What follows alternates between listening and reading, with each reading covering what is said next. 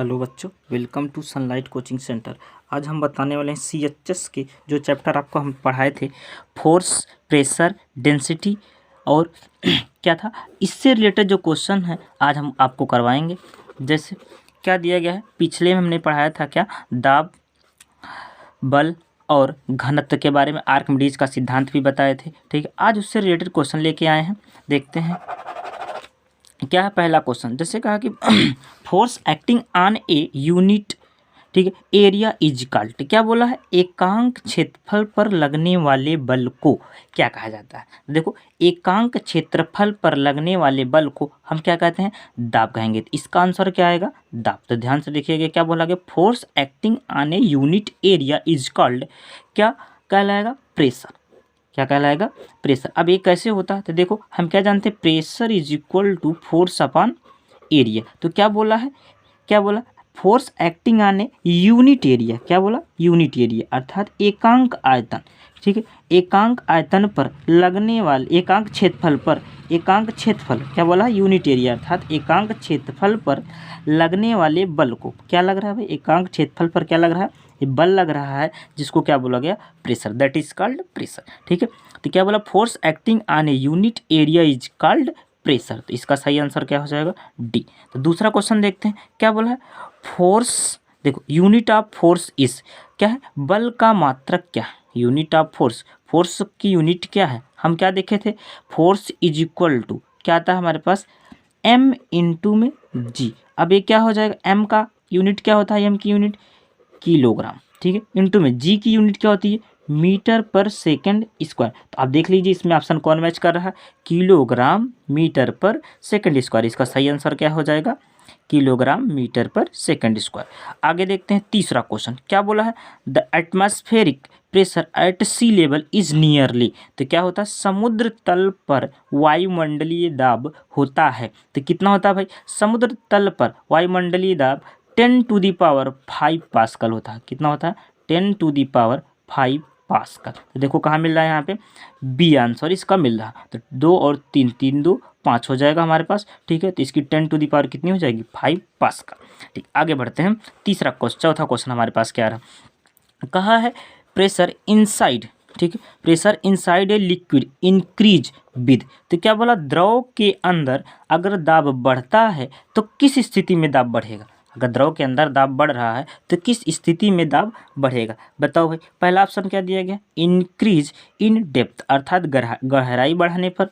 दूसरा क्या दिया गया, डिक्रीज इन डेप्थ गहराई घटाने पर।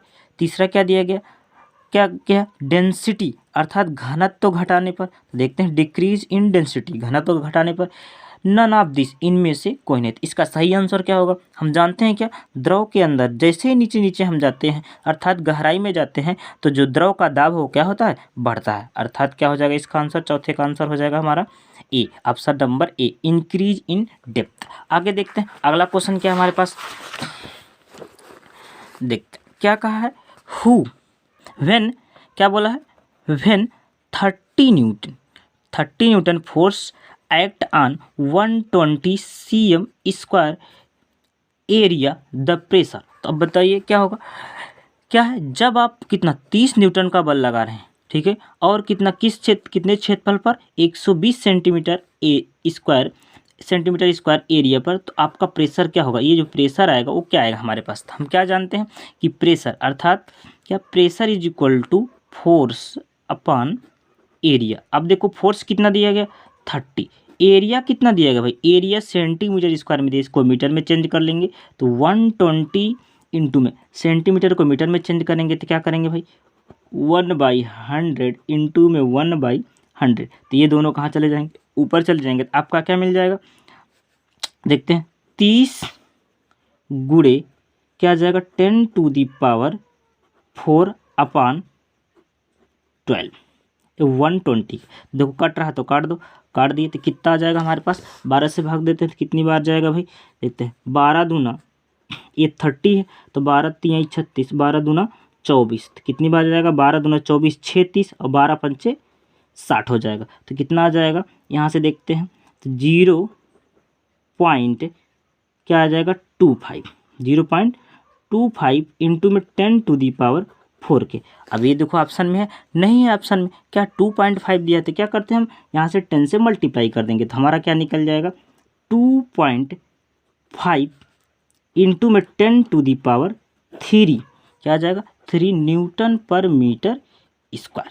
क्या आ जाएगा 2.5 इंटू में 10⁻³ न्यूटन पर मीटर स्क्वायर। आगे देखते हैं अगला क्या दिया गया है, कहा है कि फोर्स F और क्या 2F act on same surface area then ratio of pressure will be. तो देखते हैं इसका रेशियो क्या होगा, सेम एरिया है, तो देखते हैं क्या मान लेते P1 इज इक्वल टू क्या आ जाएगा फोर्स अपॉन एरिया, तो फोर्स अपॉन एरिया हो जाएगा, तो F की दिया गया है फोर्स पे, एरिया कितना A, एरिया दिया है A। दूसरा क्या दिया गया P2 is equal to 4F दिया गया, 4F अपॉन एरिया क्या दिया गया A, दोनों सेम है, तो P1 अनुपाते P2, तो क्या आ जाएगा P1 अनुपाते P2, तो कितना मिलेगा देखते हैं P1 अनुपाते P2 is equal to क्या हो जाएगा फोर्स अपॉन एरिया फिर अपॉन 4F अपॉन एरिया। ये देखो A से A कैंसिल आउट हो जाएगा, तो क्या मिलेगा F से F कैंसिल आउट हो जाएगा, हमारा क्या आ जाएगा आंसर 1/4। तो देखते हैं भाई कहाँ है, कौन सा ऑप्शन हो जाएगा, ऑप्शन नंबर सी।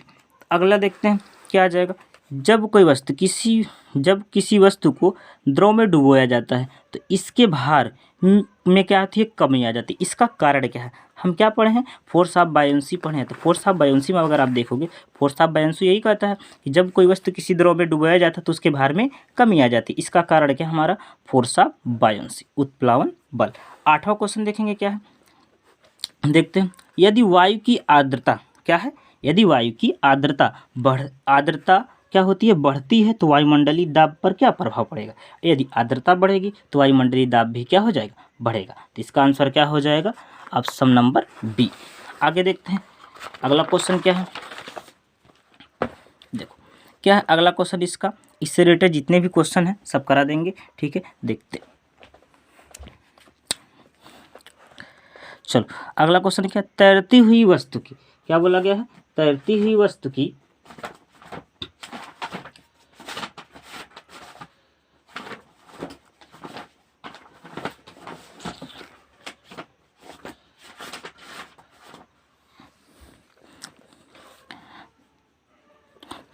तैरती हुई वस्तु की घूर्णी साम्यावस्था के लिए मेटा केंद्र क्या होना चाहिए, तो मेटा सेंटर क्या होगा इसके लिए, तो मेटा सेंटर क्या होगा, इसका मेटा सेंटर क्या होगा गुरुत्व केंद्र के नीचे होगा कि ऊपर होगा कि कहीं भी हो सकता है कि गुरुत्व केंद्र के संपाती होगा। तो भाई देखते हैं इसमें क्या आएगा, इसका आंसर क्या मिलेगा आपको, क्या बोला है मेटा सेंटर, तो मेटा सेंटर हमारा कहाँ लाई करेगा ये आपको देखना है, तो ध्यान से समझिएगा इसका मेटा सेंटर कहाँ होगा, क्या गुरुत्व केंद्र के ऊपर होगा, मेटा सेंटर हमेशा क्या होगा गुरुत्व केंद्र के ऊपर, तो आपका मेटा सेंटर कहाँ आएगा, मेटा सेंटर गुरुत्व केंद्र के ऊपर आएगा। देखते हैं भाई चलो आगे देखते हैं क्या बोला गया है, पानी से भरी बोतल में दाब अधिकतम होगा, किस में, पानी से भरी बोतल में दाब अधिकतम होगा, कब होगा, बोतल की ऊपरी सतह पर, बोतल के मध्य में, पहले ऊपर फिर मध्य में, बोतल की पेदी पर, तो ऑप्शन हमारा क्या होगा बोतल की पेदी पर।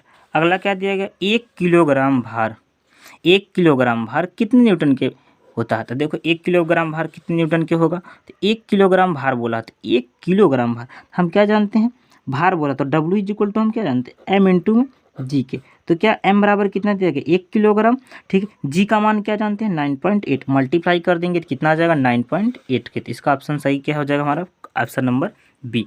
दाब क्या है, अगला देखते हैं दाब कौन सी राशि है, देखते हैं दाब कौन सी राशि है, तो दाब हमारी क्या है, दाब एक अदिश राशि है, कौन सी राशि है अदिश राशि है। अगला क्वेश्चन देखते हैं, अगला क्वेश्चन देख क्या दिया गया, यदि 5 न्यूटन के 2 बल किसी वस्तु पर परस्पर विपरीत दिशा में कार्यरत हो तो उनका परिणामी बल क्या होगा, देखो भाई 5 न्यूटन के 2 बल एक दूसरे के विपरीत दिशा में, देखो अगर ये हम मान लेते हैं किसी वस्तु पर कोई बल लगा रहा है, ये नीचे की तरफ 5 न्यूटन लग रहा है, ठीक है, और ऊपर की तरफ 5 न्यूटन बल लग रहा है, दोनों बल क्या लग रहे हैं, इधर से भी 5 न्यूटन ऊपर से भी 5 न्यूटन, दोनों तरफ से 5 न्यूटन लग रहे हैं, तो इसका क्या बोला है परिणामी बल क्या हो जाएगा, तो इसका परिणामी बल सदैव क्या आता है 0 हो जाएगा, क्या हो जाएगा 0, तो कहाँ भाई ऑप्शन नंबर ए। अगला क्वेश्चन क्या दिया गया है, देखते हैं अगला क्वेश्चन। कहा कि एक बांध की गहराई, क्या है, एक बांध की गहराई कितना है, 240 मीटर है। इसकी तली पर जल का दाब क्या होगा। भाई क्या एक बांध की गहराई है, ठीक है, दिया गया है और इसकी तली पर जल का दाब, तो इसके लिए हमने फार्मूला बताया था, फार्मूला बताए थे, क्या था, दाब बराबर क्या होगा, जल की गहराई में जब निकालेंगे तो आपका दाब बराबर क्या निकलेगा, रो एच जी। क्या आएगा आंसर हमारा, रो एच जी। तो देख लेते हैं ये क्या हमारा दाब, तो दाब P इक्वल टू क्या आएगा, रो एच जी।